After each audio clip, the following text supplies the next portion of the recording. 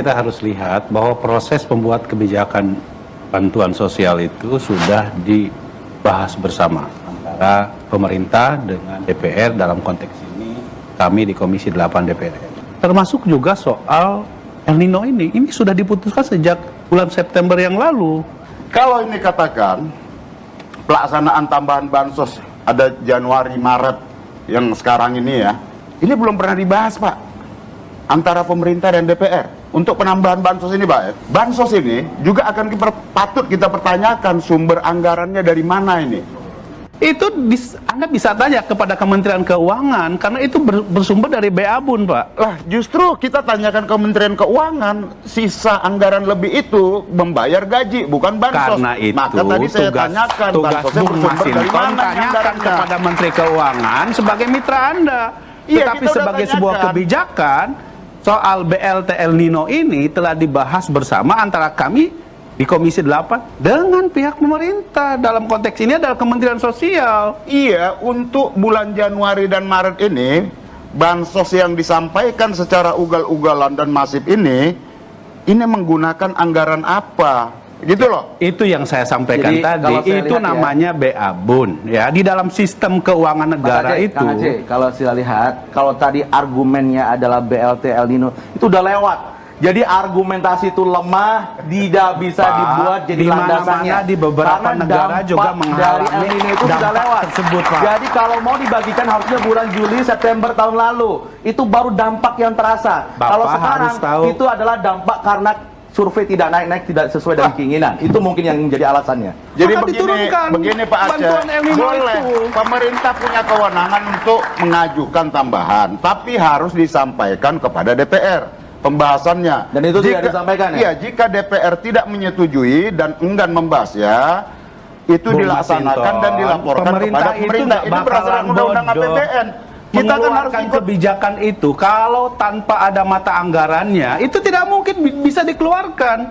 Lah iya memang. Nah sekarang kalau memang misalnya Bung Masinton merasa keberatan terhadap kebijakan tersebut, silakan punya kewenangan untuk memanggil. Ini masa persidangan Pak. Maka kita pertanyakan ini menggunakan anggaran apa? Tadi kalau El Nino, kalau ada krisis apa? Pemerintah sampaikan dong sama kita. Ada krisis apa ini? Dan kita mau tambahin, ayo kita tambahin untuk bantu masyarakat. Adalah anggarannya ini begitu fantastis, seolah-olah dampaknya seperti COVID. Ini juga tidak masuk akal di sini. Oke, inilah yang harus kita buka dan harus kita perdalam secara mendalam. Tadi kan dijawab secara jelas oleh Pak Tauhid. Bahwa kondisi hari ini perlu ada normalisasi iya, Pak. dari kondisi akibat dari masa tanam yang mengalami keterlambatan dan masa kekeringan yang terjadi di Indonesia. Yang kita tanyakan hari ini adalah yang kita tanyakan hari ini karena itu Pak, sebelum nanti masa panen dilakukan oleh masyarakat dan para petani, maka sebelum mereka nanti menikmati masa panen, tapi mereka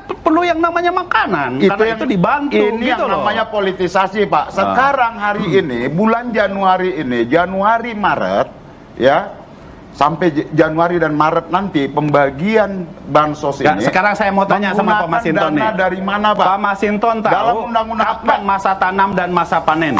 Dalam undang-undang APBN kita. What? Indonesia tanah air beta pusaka abadi nan jaya. Menteri Keuangan atau Menko Sri Mulyani berulang kali menegaskan bahwa pengelolaan keuangan negara dari APBN harus dengan prinsip transparansi dan akuntabilitas. Salah satunya penggunaan uang negara untuk penyaluran bantuan sosial atau bansos. Kata Sri Mulyani, para pembayar pajak bisa ikut mengawasi penggunaan keuangan negara. Sementara bagi masyarakat yang menerima manfaat seperti bansos, bisa memahami kalau bantuan yang mereka terima dari dana APBN. Masyarakat juga akan ikut, tentu dalam hal ini mengawasi, ikut memiliki karena mereka kalau yang mampu membayar pajak, dan tentu mereka ingin tahu uang pajaknya untuk apa. Tegas Sri Mulyani dalam peresmian Rumah Susun Jayapura yang disiarkan YouTube kemarin, Kementerian Keuangan, Sabtu 3 Februari 2024. Sedangkan yang tidak mampu mendapat bantuan dari pemerintah dan mereka harus tahu uangnya dari mana. Kata dia lagi, Sri Mulyani bilang bansos adalah salah satu dari sekian banyak instrumen keuangan negara untuk bisa membantu masyarakat dengan ekonomi lemah. Dari pajak dan penerimaan negara lainnya, APBN bisa menciptakan keadilan yang bisa dirasakan seluruh lapisan ekonomi masyarakat. Itu semuanya menggambarkan bagaimana kehadiran negara. Karena masyarakat, kita mungkin sering merasakan negara hadir itu menjadi dianggapnya hanya retorika, beber dia. Dengan penggunaan dan pengelolaan APBN yang transparan, maka masyarakat yang menjadi bayar pajak bisa merasakan ikut membantu mereka yang menerima manfaat langsung dari uang negara. Kita terus juga harus memupuk rasa gotong royong ini dengan salah satunya meningkatkan transparansi dan akuntabilitas, tutur Sri Mulyani. Sebelumnya, Sri Mulyani menyebut peningkatan anggaran bansos merupakan salah satu bentuk upaya APBN melindungi masyarakat, terutama kelompok miskin dan rentan.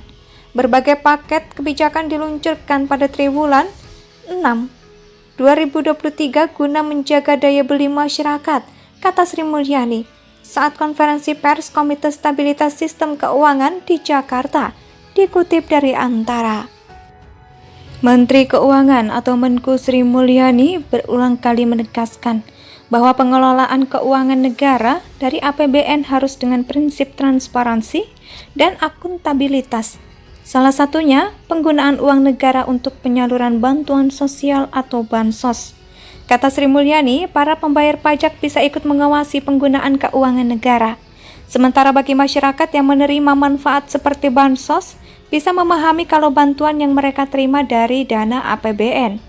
Masyarakat juga akan ikut, tentu dalam hal ini mengawasi, ikut memiliki karena mereka kalau yang mampu membayar pajak, dan tentu mereka ingin tahu uang pajaknya untuk apa, tegas Sri Mulyani dalam peresmian Rumah Susun Jayapura yang disiarkan YouTube kemarin, Kementerian Keuangan, Sabtu 3 Februari 2024. Sedangkan yang tidak mampu mendapat bantuan dari pemerintah dan mereka harus tahu uangnya dari mana. Kata dia lagi, Sri Mulyani bilang bansos adalah salah satu dari sekian banyak instrumen keuangan negara untuk bisa membantu masyarakat dengan ekonomi lemah. Dari pajak dan penerimaan negara lainnya, APBN bisa menciptakan keadilan yang bisa dirasakan seluruh lapisan ekonomi masyarakat. Itu semuanya menggambarkan bagaimana kehadiran negara. Karena masyarakat, kita mungkin sering merasakan negara hadir itu menjadi dianggapnya hanya retorika, beber dia. Dengan penggunaan dan pengelolaan APBN yang transparan, maka masyarakat yang menjadi bayar pajak bisa merasakan ikut membantu mereka yang menerima manfaat langsung dari uang negara. Kita terus juga harus memupuk rasa gotong royong ini.